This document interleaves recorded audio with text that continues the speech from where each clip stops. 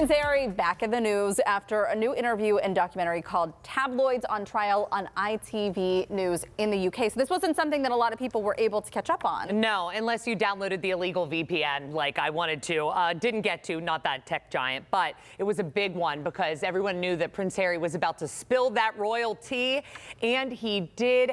If you don't remember, just to catch you up, Prince Harry and the British press for about a year were going head-to-head over the British press hacking Prince Harry's phone and releasing public text messages of his. If you remember, some of the text messages were between his wife, Meghan, and the Duchess of Cambridge, Kate Middleton. So these were very, very personal as well. The case has since been settled. Prince Harry was awarded $180,000. So obviously they took wrongdoing, the Mirror Group newspaper. But in the new documentary that aired last night, it was asked what exactly was the first rock to start to roll to end Prince Harry's relationship. And there has been a lot of rumors in the media on what it was. A lot of people thought it was the tumultuous relationship between Meghan Markle and Duchess Kate Middleton. Some thought that Prince William wasn't handling, or Prince Harry thought that Prince William wasn't handling the taking of the throne in the future very well. And come to find out, that wasn't the case at all. Take a look at a little clip from the documentary last night. Other victims of hacking that I've spoken to have described the paranoia that it creates. Do you identify with that? I think paranoia it's a very interesting word because, yes, then it could be paranoia. But then when you're vindicated, it proves that you weren't being paranoid.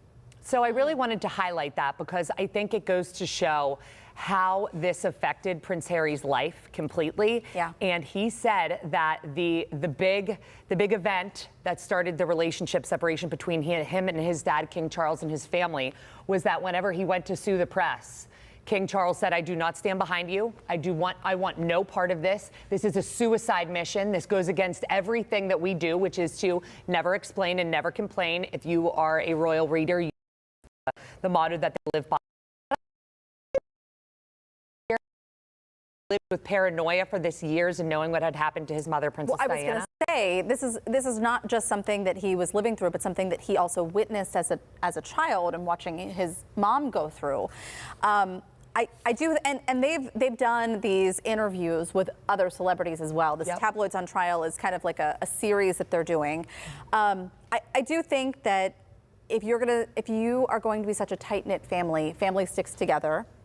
And especially if you're close to your family members. So I understand where it was kind of easy for Harry, to just be like, you know what?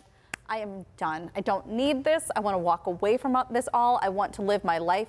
And it may not still be a private life, but I still want to live my life in the way that I think is right for me. Absolutely. So, and I think that this could have been a huge moment for the royal family to say, although your tax dollars essentially do fund their lives and the entire oligarchy or monarchy that is, I do think that it was an important humanizing moment that King Charles and Prince William could have come in and said, but we are still people. Yeah. This was an invasion of privacy. This was illegal. It doesn't matter who we are. No person should be treated like this. I feel like there was a huge moment missed out on because of egos and that they put their jobs as royals beforehand. Well, and like, what kind of motto is that anyways? Never explain and never complain. I honestly think that is part of the problem too. You are a public figure trying to lead private lives, but people want to know a little bit, like even just something. Absolutely. You know, and it's not that the public deserves that or necessarily needs that, but I think that when you're trying to be so closed door and yet... Well, you can't pick and choose.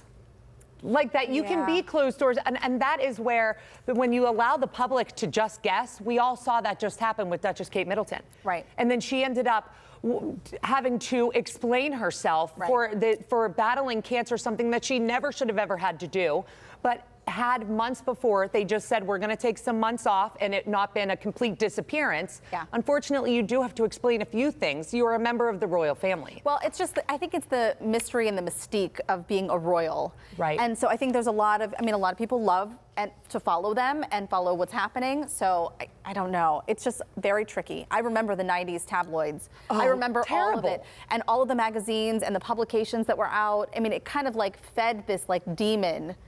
And people did. just kept coming back for more, and the industry kind of grew to what we kind of saw, unfortunately. It is. It's insane. And while we may not be able to catch the full documentary with Prince Harry in the U.S., you will be able to, I'm sure, see it on ITV or online. Yeah.